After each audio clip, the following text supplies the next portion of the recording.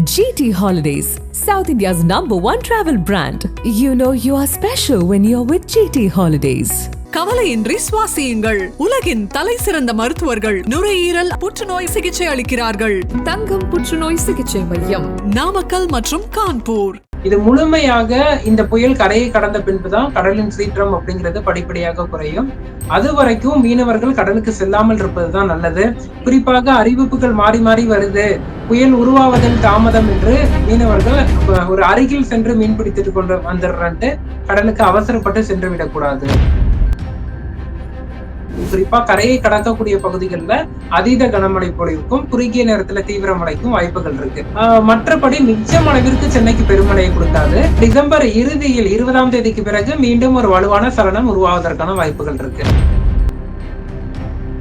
அடுத்த ஒரு 12 மணி நேரத்தில், அதாவது நவம்பர் 28ஆம் தேதி இரவு இது புயலாக மாறும் என எதிர்பார்க்கப்படுது. சென்னை உள்ளிட்ட வடகடலோர மாவட்டங்கள்ல நவம்பர் 29ஆம் தேதி காலை முதல் மழை பரவலாகும். மீனவர்கள் மட்டுமல்லாது பொதுமக்களும் சுற்றுலா செல்பவர்களும் கடல் அலை அருகில் சென்று நிற்பது அப்படிங்கறது தவிர்க்கணும். டிசம்பர் 1ஆம் தேதி வரைக்கும் கடற்கரையோர பகுதிகளுக்கு செல்வதை தவிர்ப்பது நல்லது. டெல்டா மாவட்டங்கள்ல பயிர்கள், சம்பா பயிர்கள் பெரிதாக பாதிக்கப்பட்டிருக்கு. மீண்டும் 29, 30 தேதிகள்ல கனமழை பதிவானால் மேலும் வேளாண்மை பயிர்கள் பாதிக்கப்படுவதற்கான வாய்ப்புகள் இருக்கு.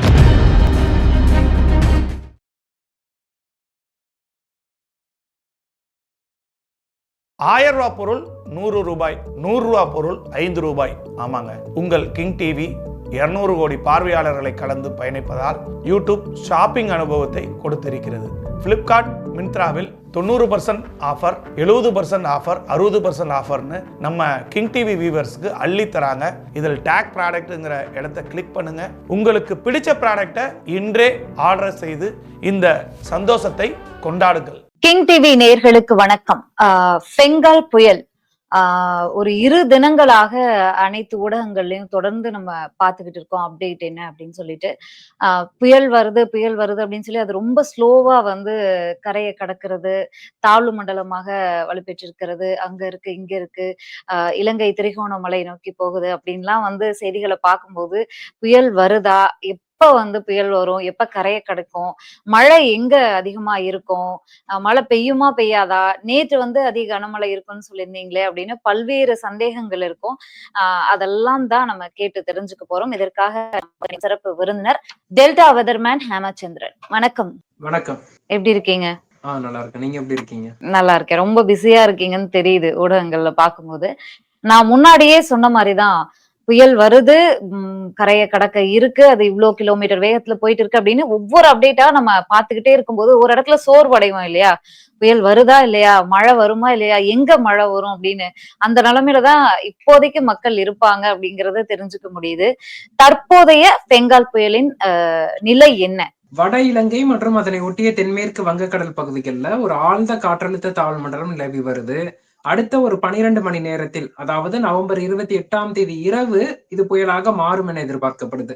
இது தொடர்ந்து புயலாக மாறுவதில் தாமதம் அப்படிங்கறத நம்ம பார்க்க முடியுது. இதற்கு பல்வேறு வானிலை காரணிகள் முக்கிய காரணியாக அமைந்திருக்கு. முதல்ல பார்த்தோம்னா, இலங்கையின் நிலப்பரப்பின் மீது ஊடுருவியதன் காரணமாக நேற்றைய தினம் பார்த்தீங்கன்னா அதன் தீவிரம் குறைந்திருந்தது. அதே போல அரேபிய உயரழுத்தம், பசிபிக் உயரழுத்தம், மேற்கத்திய தாழ்வு நிலை, மேற்கத்திய இடையூறில் இருந்து என பல்வேறு வானிலை காரணிகள் இந்த புயலை மேலும் நகர முடியாமல் ஒரே இடத்தில் மையம் கொள்ள வைத்திருக்கு. இந்த சூழல் அடுத்த ஒரு 12 மணி நேரத்திற்கு நீடிக்கும். காற்று முறிவும் சற்று அசாதாரணமாக இருக்கு. இது போன்ற ஒரு நிலையின் காரணமாக இந்த தீவிரம் அடைவதில் ஒரு தாமதம் ஏற்பட்டிருக்கு. இருந்த போதிலும் இது கரையை கடப்பது என்பது நவம்பர் 30ஆம் தேதி தான் எதிர்பார்த்தோம். அதுவும் சென்னை, நாகை இடையே புதுச்சேரி, கடலூர் பகுதிகளை மையமாக வைத்து கரையை கடக்கும் அப்படிங்கிறது தான் நம்ம ஆரம்பம் முதலே கூறிக்கொண்டிருப்பது. இந்த எதிர்பார்க்கப்பட்ட அந்த ஒரே இடத்தில் மையம் கொண்டதுதான் தற்போது தாமதம் அடைவதோ தவிர மற்றபடி இதுல பெரிய ஒரு மாற்றம் இல்லை. முன்னதாக டெல்டா மாவட்டங்கள்ல ஒரு தீவிர மழைப்பொழிவு எதிர்பார்க்கப்பட்டது. ஆனால் இந்த புயல் சின்னம் வடகிழக்கு இலங்கை பகுதிகளிலேயே மையம் கொண்டதன் காரணமா, அதாவது வடக்கு முனை வரைக்கும் நகர்ந்து வரவில்லை. அதன் காரணமாக அந்த தீவிர மழைப்பொழிவு வடக்கு ஸ்ரீலங்கா, இலங்கை மீதே விழுந்து விட்டது. டெல்டா மாவட்டங்கள்ல அந்த தீவிர மழை வாய்ப்பிலிருந்து டெல்டா மாவட்டங்கள் தப்பிவிட்டது அப்படின்னு சொல்லலாம். அதே சமயத்தில் சென்னை உள்ளிட்ட வடகடலோர மாவட்டங்கள்ல நவம்பர் 29 காலை முதல் மழை வந்து பரவலாகும். இன்று இரவு முதலே மிதமான மழை தொடங்கிவிடும். நவம்பர் 28 இரவு முதலே. முன்னாடி நம்ம ஒரு 10 நாளைக்கு முன்னாடியே பேசியிருந்தோம். அப்போ பேசும்போதே நீங்க வந்து சொல்லியிருந்தீங்க, கண்டிப்பா வந்து அதி கனமழை இருக்கும். கடந்த முறை மாரி ஒரு புயல் வந்து வருவதற்கு வாய்ப்பு இருக்கு அப்படின்லாம் சொல்லியிருந்தீங்க. இந்த நவம்பர் எண்ட் இல்லன்னா டிசம்பர் முதல் வாரத்துல இருக்கும் அப்படிங்கிறத நீங்க முன்னாடியே சொல்லியிருந்தீங்க. அது போலதான் இப்ப வந்து பெங்கால் புயல்னு பேர் வச்சிருக்காங்க. அதோட அப்டேட்ஸ தான் தொடர்ந்து பார்த்துக்கிட்டு இருக்கோம். அந்த வகையில முன்னாடியே நம்ம நீங்க சொல்லும்போதே சொன்னீங்க 29, 30 அந்த தேதிகள்ல இருக்கும்ன்றதெல்லாம் முன்னாடியே நீங்க சொல்லியிருந்தீங்க. இந்த மழை அளவு எப்படி இருக்கும்? கடந்த முறை சந்திச்ச மாரி மிக்ஜாம் புயல் அளவுக்கு இந்த பாதிப்பு இருக்குமா? அதாவது தற்போது புயல் வந்து மையம் கொண்டிருக்கு. இது வந்து நகர தொடங்கிய பிறகு, குறிப்பாக நவம்பர் 29 அதிகாலை முதல் முழுமையாக தமிழகத்தின் நிலப்பகுதி நோக்கி நகர தொடங்கும் என எதிர்பார்க்கப்படுது. அப்படி நகர தொடங்கியது முதல் பரவலாக வேகமாக நகர்ந்து வந்து கரையை கடந்துவிடும். இது வந்து மிக்ஜம் பார்த்தீங்கன்னா கிட்டத்தட்ட சென்னைக்கு 70 கிலோமீட்டர் கிழக்கு பகுதியில ஒரே இடத்துல மையம் கொண்ட புயல். அதன் காரணமாக அது ஒரு 36 மணி நேரத்தில் பெரும் மழைப்பொழிவு கொடுத்தது. இது நகர்ந்து வரும் புயலாக இருப்பதன் காரணமா நவம்பர் 29, 30 ஆகிய தேதிகள்ல பரவலாக கன முதல் மிக கனமழையும், ஒரு சில இடங்கள்ல அதீத கனமழையும் கொடுக்கும். குறிப்பா கரையை கடக்கக்கூடிய பகுதிகளில் அதீத கனமழை பொழிவுக்கும் குறுகிய நேரத்துல தீவிர மழைக்கும் வாய்ப்புகள் இருக்கு. மற்றபடி மிச்சம் அளவிற்கு சென்னைக்கு பெருமழையை கொடுக்காது. ஒரு பரவலான கன முதல் மிக கனமழையும், ஒரு சில இடங்கள்ல 20 சென்டிமீட்டருக்கு மேல் மழைப்பொழிவு பதிவாகும்னு எதிர்பார்க்கலாம். கடந்த முறை இந்த பாதிப்பு வந்து சொல்ல முடியாத அளவுக்கு இருந்துச்சு. இந்த முறை ஒரு சில நாட்களாக பெய்து வரக்கூடிய குறைந்த அளவு அந்த மழை அளவிற்கே வந்து சென்னை தாங்கல அப்படிங்கிறதெல்லாம் வீட்டுக்குள்ள பல மாவட்டங்கள்ல தமிழகத்திலே பல மாவட்டங்கள்ல வந்து வீடு முழுக்க தண்ணீர் எல்லாம் போனதெல்லாம் பார்த்திருந்தோம். அப்படிங்கும்போது இந்த 29, 30 அப்படிங்கிறது வந்து சில நேரங்கள்ல கணிப்புகள் வந்து முன்பின் இருந்திருக்கு. அதை பார்க்கும்போது அதீத கனமழையாக இருந்துருமோ? டெல்டா மாவட்டங்களுக்கு அது எந்த அளவுக்கு பாதிப்பை கொடுக்கும் அப்படிங்கிற சந்தேகம். டெல்டா மாவட்டங்களை பொறுத்த வரைக்கும் அந்த தீவிர மழை வாய்ப்பில் இருந்து டெல்டா மாவட்டங்கள் விலகிவிட்டு அப்படின்னே சொல்லலாம். இருந்த போதிலும் கனமழை வாய்ப்பு 29, 30 தேதிகள்ல இருக்கும். குறிப்பாக டெல்டா மாவட்டங்கள்ல பயிர்கள், சம்பா பயிர்கள் பெரிதாக பாதிக்கப்பட்டிருக்கு. மீண்டும் 29, 30 தேதிகள்ல கனமழை பதிவானால் மேலும் வேளாண்மை பயிர்கள் பாதிக்கப்படுவதற்கான வாய்ப்புகள் இருக்கு. இந்த சூழல்ல டெல்டா மாவட்டங்கள் இருக்கும் நிலையில கடலூர் உள்ளிட்ட வடகடலோர மாவட்டங்கள், சென்னை, திருவள்ளூர், காஞ்சிபுரம், செங்கல்பட்டு, புதுச்சேரி, விழுப்புரம், கடலூர் உள்ளிட்ட மாவட்டங்களை பொறுத்த வரைக்கும் நவம்பர் 29, 30 ஆகிய 2 நாட்கள் பரவலாக அநேக இடங்கள்ல கன முதல் மிக கனமழை வரைக்கும் எதிர்பார்க்கலாம். அதாவது 10 முதல் 15 சென்டிமீட்டர் அளவிற்கு பரவலாக மழை பதிவாகும். ஒரு சில இடங்கள்ல கடலோர பகுதிகளில் 20 சென்டிமீட்டருக்கு மேல் மழை பதிவாகும். இது கரையை கடக்கும் இடத்துல ஒரு குறுகிய நேரத்திலேயே தீவிர மழைக்கும் வாய்ப்புகள் இருக்கு. குறிப்பா பார்த்தோம்னா புதுச்சேரி, கடலூர், விழுப்புரம் போன்ற மாவட்டங்கள் சற்றே எச்சரிக்கையாக இருப்பது அவசியம். நவம்பர் 30 அப்படி பார்க்கும்போது இதன் தாக்கம் எப்படி இருக்கும் அப்படின்னு பாத்தீங்கன்னா, ஒரு குறுகிய நேரத்திலேயே மழைப்பொழிவு பதிவாகும் போது தாழ்வான இடங்கள்ல தண்ணீர் தேங்குவது, போக்குவரத்து நெரிசல், போக்குவரத்து இடையூறு ஏற்படுவது, இது போன்ற ஒரு பாதிப்பு இருக்கும். டிசம்பர் 1 இந்த புயல் சின்னம் முழுமையாக கரையை கடந்த பிறகு கடலோர மாவட்டங்கள்ல படிப்படியாக இயல்பு நிலைக்கு திரும்பும் சூழல் தான் இருக்கு. மிக்ஜம் போன்ற பெரும் பாதிப்பை இந்த புயல் ஏற்படுத்தாது. ஓகே. இந்த 2024 ஒரு புள்ளி விவரம் படி நம்ம பார்க்கும்போது இந்த 2024லயே கொடுக்கப்பட்ட ஒரு 10 மழை கணிப்புகள்ல அக்யூரட்டா 2 கணிப்புகள் தான் வந்து சரியா இருந்தது அப்படிங்கிற புள்ளி விவரம் கிடைச்சிருக்கும் போது அமெரிக்கா அது போன்ற வளர்ந்த நாடுகள்ல 200க்கும் அதிகமான அந்த மழை கணிப்பு தேவையான அந்த விஷயங்கள் எல்லாம் வச்சிருக்காங்க. அந்த டெக்னாலஜி தொடர்பான விஷயங்கள்லாம் வச்சிருக்காங்க. அப்படிங்கும்போது இங்க ஏன் இந்த கணிப்புகள் இந்த அளவுக்கு முன்பின் முரணாக இருக்கு? அதற்கு என்ன இன்னும் ஏதாவது தேவை இருக்கிறதா தமிழக அரசிடம் அப்படிங்கிற ஒரு கொஸ்டின். இல்ல, இந்த ஆண்டை பொறுத்தளவிற்கு வானிலை காரணிகள் மிகவும் வந்து சவாலாக இருக்கு என்பது உண்மை.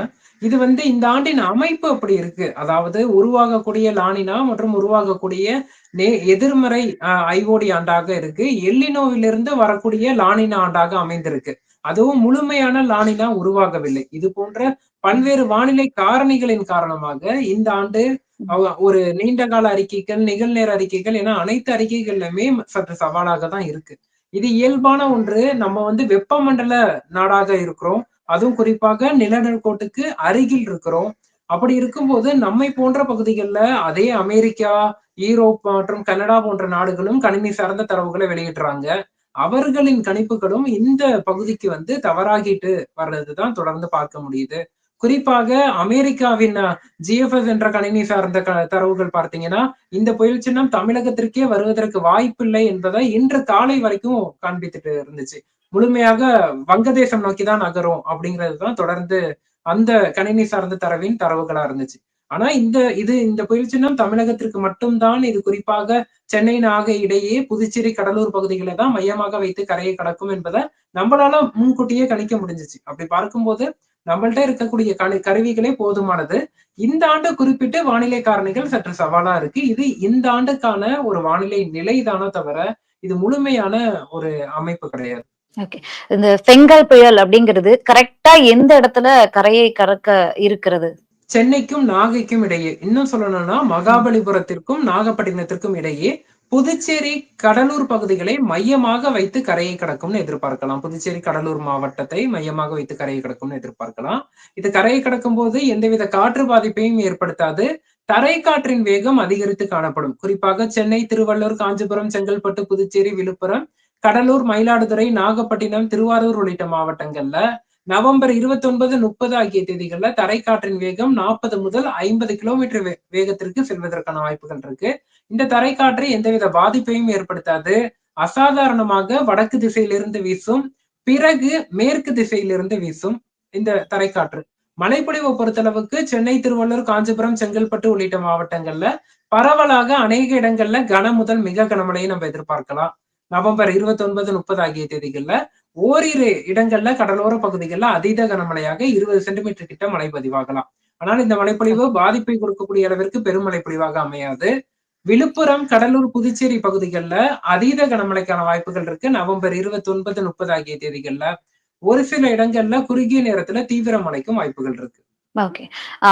நேற்றிலிருந்து சொல்ல முடியாது. ஒரு சில தினங்களாகவே மீனவர்கள் கடற்கு போக வேண்டாம் அப்படிங்கிற ஒரு உத்தரவு பிறப்பிக்கப்பட்டிருக்கக்கூடிய நிலையில, ஜெனரலா பார்த்தா காற்று வேகம் நகர்ப்புறங்களையும் சரி, மற்ற இடங்களையும் ரொம்ப அதிகமா இருக்கு.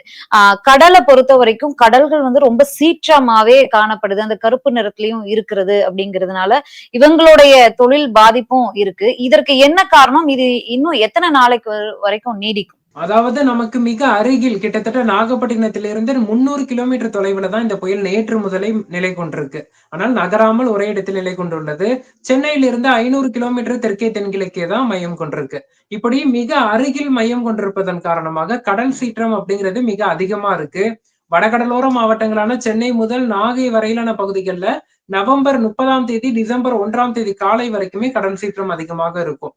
இது முழுமையாக இந்த புயல் கரையை கடந்த பின்புதான் கடலின் சீற்றம் அப்படிங்கிறது படிப்படியாக குறையும். அது வரைக்கும் மீனவர்கள் கடலுக்கு செல்லாமல் இருப்பதுதான் நல்லது.